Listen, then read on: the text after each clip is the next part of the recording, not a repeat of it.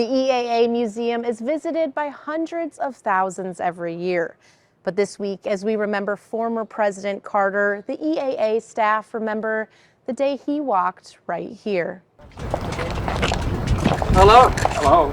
It's interesting how EAA has been part of history in so many different ways. In April 1987, the founder of EAA, Paul Poberezny, flew former President Carter from Georgia to Oshkosh. As Paul landed, as he put it, he circled EAA, the museum, which was only about 3 years old at the time, and said, "We have Navy airplanes there. Would you like to see them?" And President Carter said, "I would." Carter had come to Oshkosh not to see the planes, but to speak at the University of Wisconsin-Oshkosh. And so it's an interesting little link to President Carter and EAA. And his influence on the university didn't stop there.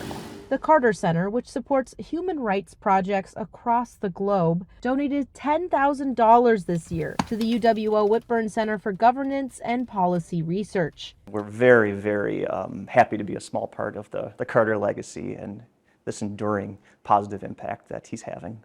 The grant funded a 2024 research project that gave tips on how to de-escalate political conversations and avoid violence in everyday situations. And to think that Jimmy Carter, in his 100-year life, and his lessons and his commitment to decency and democracy is having an impact right here in Wisconsin in dinner tables today. It's pretty incredible. During his life, Carter also made visits to Manitowoc and Green Bay, and he helped build a Habitat for Humanity home in Milwaukee in 1989.